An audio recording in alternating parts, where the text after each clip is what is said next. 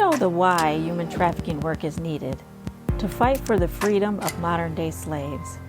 But love, passion, commitment isn't all you need to be an effective and successful anti-trafficking advocate. Learn the how. I'm Dr. Celia Williamson, Director of the Human Trafficking and Social Justice Institute at the University of Toledo. Welcome to the Emancipation Nation podcast, where I'll provide you with the latest and best methods, policy, and practice discussed by experienced experts in the field so that you can cut through the noise, save time, and be about the work of saving lives. Welcome to the Emancipation Nation, episode 185. I'm Dr. Celia Williamson, and this week I'm solo. So, I saw Sound of Freedom movie a couple weekends ago. Not because I wanted to, but because I needed to.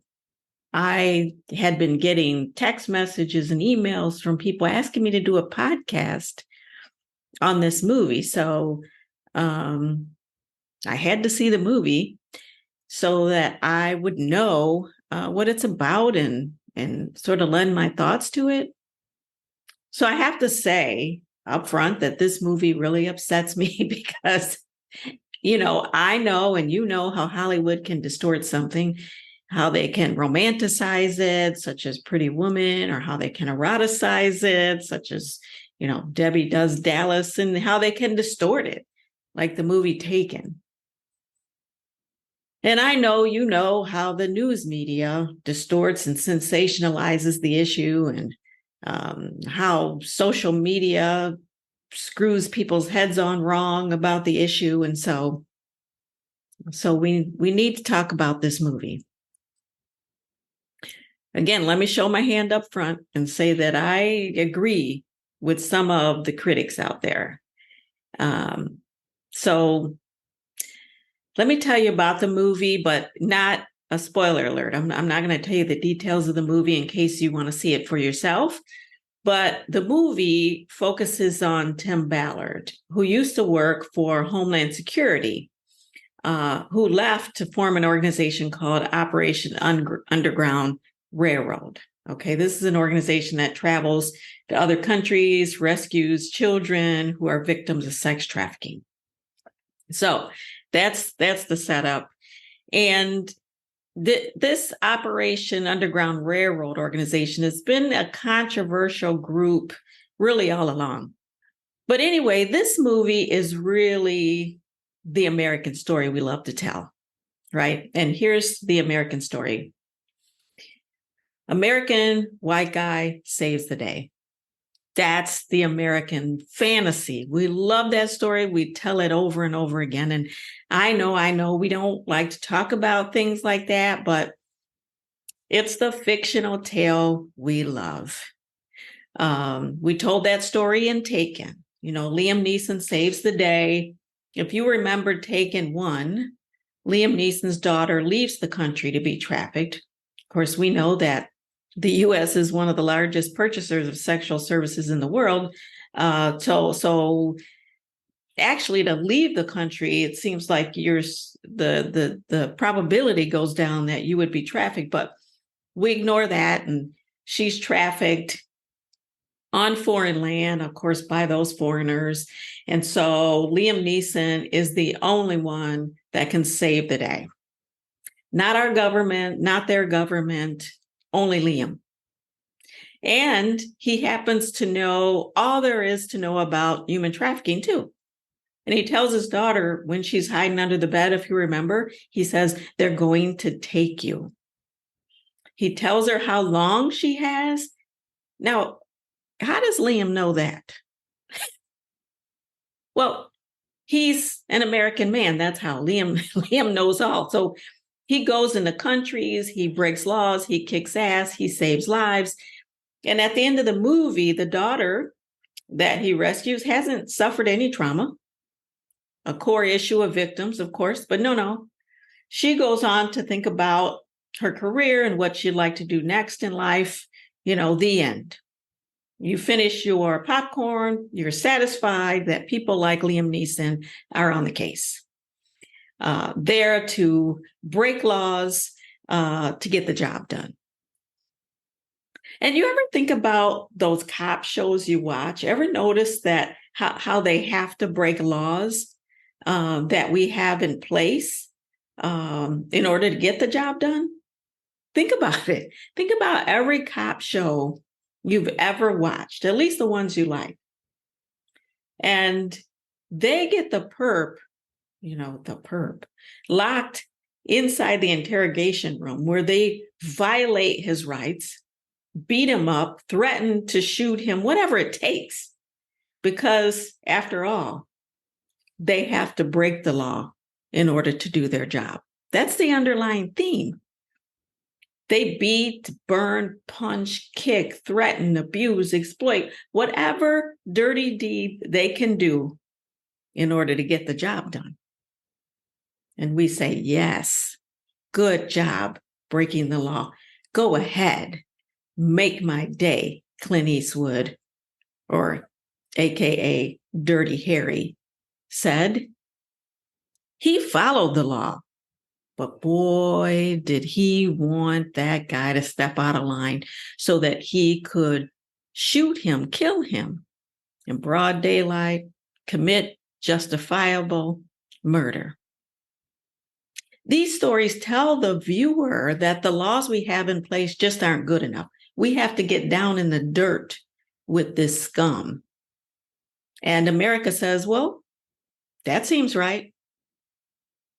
And then we wonder why some people get shot, some people of color, perhaps. Anyway, I digress. Getting back. So The Sound of Silence has this similar underlying premise, and it's that we can't get the job done following the laws we have in place. Tim Ballard has to go into another country to rescue children because the existing resources just won't work. And I'm with him to a certain extent because children are being abused and exploited, and there aren't laws strong enough, and there aren't enough resources, and perhaps even a strong enough will from governments to stop this. Also, to stop this in the U.S. I cried in the movie because children were being abused, and I wanted those children to be rescued, and I wanted those traffickers to pay.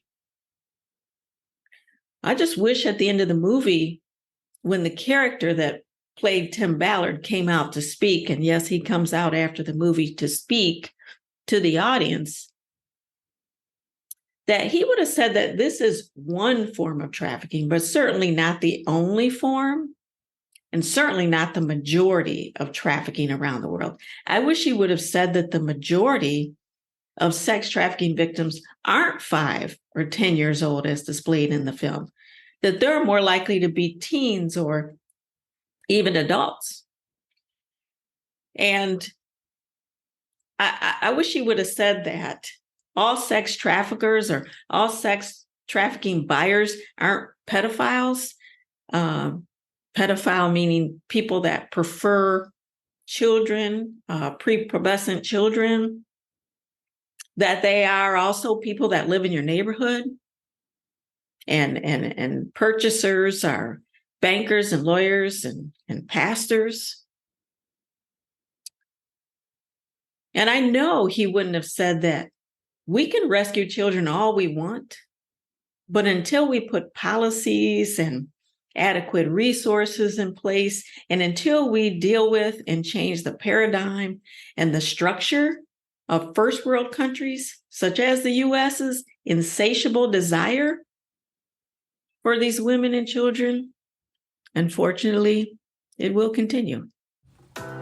I want to interrupt the podcast to tell you about the International Human Trafficking and Social Justice Conference, which is the largest and oldest academic conference on human trafficking in the world. Join us for our 20th annual conference, hosted virtually this year on September 20th through the 22nd.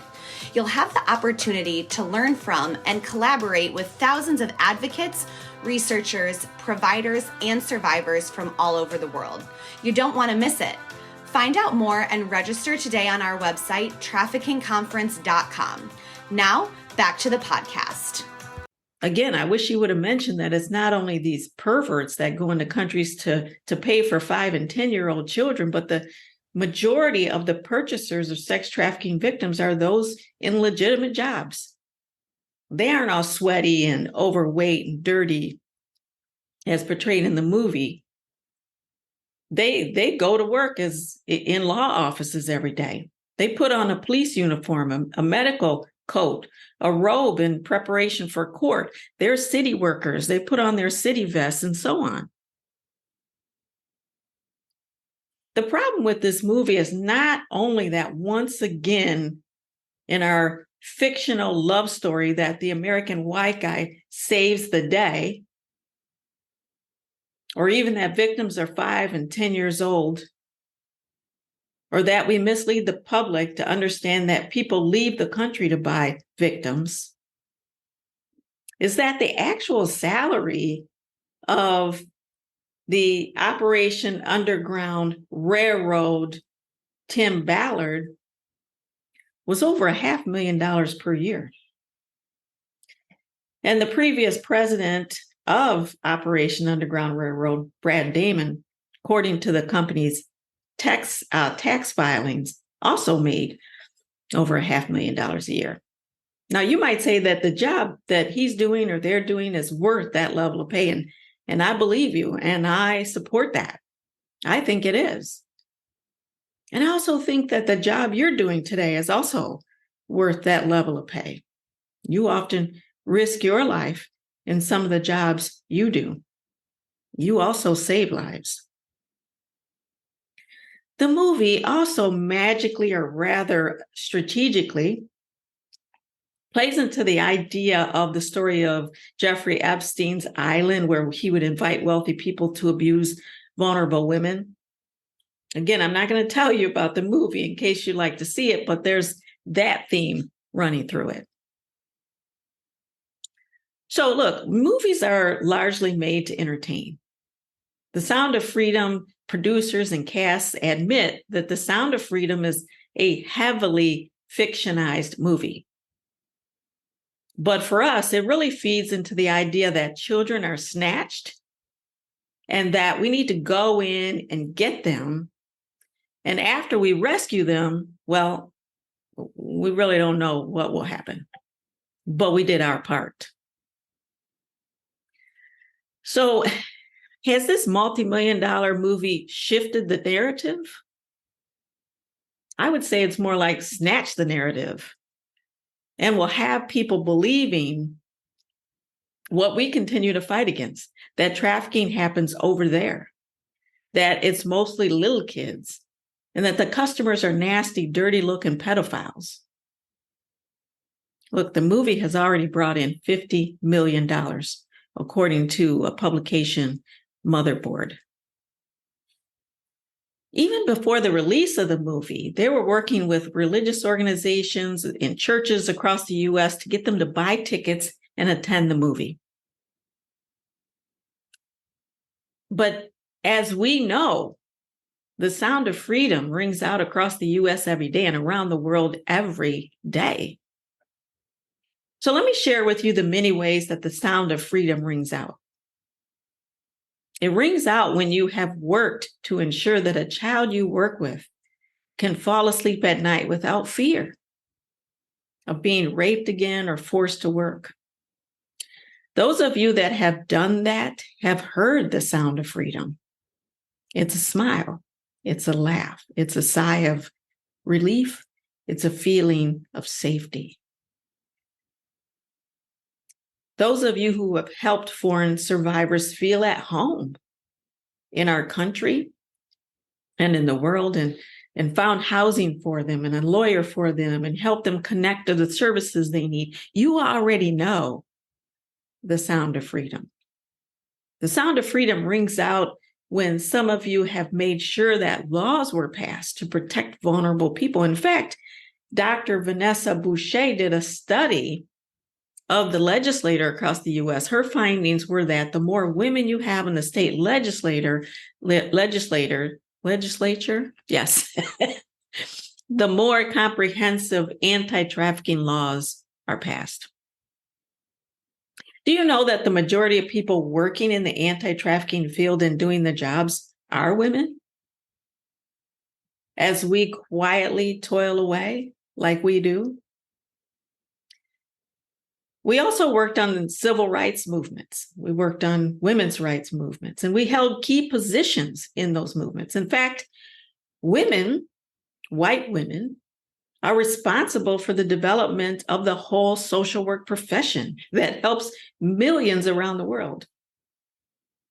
But you won't read about these things because we don't control the narrative on who is celebrated in our history books and in our news media outlets and in our movies. The sound of freedom is rung every time a survivor finds the courage to testify against her trafficker. The courage and the bravery of victims goes to them for having survived their ordeal. But there isn't a press conference where they're speaking, a medal given, or a Hollywood blockbuster movie made about them. You can hear the sound of freedom whenever anybody helps any victim feel loved and wanted without having to give up their dignity.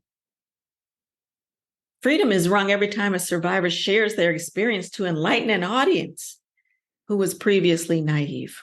Freedom is internally heard when a teen decides to dream about her future instead of fall prey to the pressures of a society that tells her that her body is what's important and pleasing to men and trumps everything else. We experience the sounds of freedom when a trafficking victim has the courage to heal from their trauma. The sound of freedom happens when a man that was beaten and forced to work regains his freedom to feel like a man again. When policymakers change laws, when we educate the community to identify victims and systems respond effectively, freedom can be heard and seen around the world. The programs that engage in street outreach, that provide case management, care coordination, peer advocacy, lets freedom ring. We can hear it when a drug-addicted survivor puts down the needle and deals with her past. We can hear it when programs alter their policies and practices to become trauma-informed. And when faith-based communities learn about the various forms of trafficking here and abroad, and supports those programs within the U.S. and within other countries. These are all the ways we hear the sound of freedom. Operation Underground Railroad admitted that once rescued, they really didn't have anything or any place. They didn't know what to do. They now say that they have some services in place. I really would like to know how many kids they rescued without services in place, went back into prostitution, or struggled with unresolved trauma. But that really doesn't make for a great movie. I, as a moviegoer, Joe Blow, don't really want to know. I just want to be entertained.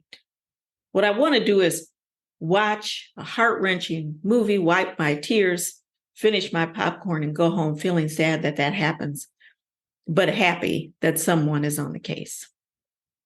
I want the luxury of not worrying about how we can prevent this or what we can do to help victims heal, or even how we can equip those countries that need help to implement the knowledge and the programs we have. That doesn't make for a good movie. No, better to put their minds at ease and let them know the black and white version, the good versus evil version, and wrap it all up in 137 minutes. So let me tell you a story. Another reason why I think this movie is so powerfully destructive to the movement. This is a story told by Steve Harvey, the television star. He said that he was with Denzel Washington, a motion picture actor, right? When someone walks up to them and says, "Oh, thank you, Mr. Washington, for the wonderful movies you make." And Steve Harvey looked at him and said, wow, like I don't get those type of greetings. I get like, hey, Steve, how you doing? but wow, you are revered with such respect. And he said, Denzel Washington said to him, let me explain something to you. When people see me, they have made plans. They have put on their clothes. They have taken a shower. They have paid money. They stood in line and bought their popcorn. It is an event, right? When people see you, you come right into their living room, into their home. They didn't prepare. They're half listening. When people see me, I go into the theater. I come up, as the lights darken, I come up on a 30-foot screen. All they see is me and the scene. I have their undivided attention. Now, I'm sure he didn't, of course, Denzel did not say it in a way that sounds arrogant or the way that I might be presenting it, but you see the difference. This movie grabs your undivided attention with a unmatched sound quality from the speakers, with a dark theater, with a tall screen. Of course you are captivated. It overwhelms your senses, your sight, your hearing. It pulls at your heartstrings. It makes you believe this is what trafficking is. And at the end of the movie, the actor who played Jesus, by the way, in The Passion of the Christ, the last movie that churchgoers were encouraged to attend, plays Tim Ballard. He comes on the screen and he asks you for money, essentially, to pay it forward, to purchase tickets for someone else to be able to see this movie. And don't get me wrong, I'm happy they rescued those children. Like I said, I'm not sure how exactly it happened because, again, they admitted it was some fictional accounts woven through the story. But this is a story about one type of trafficking, pedophilia type of trafficking, those who prefer prepubescent children for sex. There are many other forms of trafficking, as we know. We know that a trafficker is anybody who recruits, harbors, transports, provides, or obtains a person for the purposes of commercial sex, and other forms of human trafficking, such as labor trafficking and organ trafficking. Tim Ballard recently stepped away from Operation Underground Railroad before the launch of the film. Matt Osborne is now the president and COO, according to LinkedIn, and has served as president since February 2023. This is according to the publication Motherboard. But remember, rescuing children is but one way we support victims in their recovery. But if that's your only tool, then more vulnerable people will continue to be victimized. We need to do more than just rescue. If we don't collaborate, if we don't partner with others who truly know what they're doing, we'll continue to rescue because there is an endless supply of vulnerable youth and adults waiting to be victimized.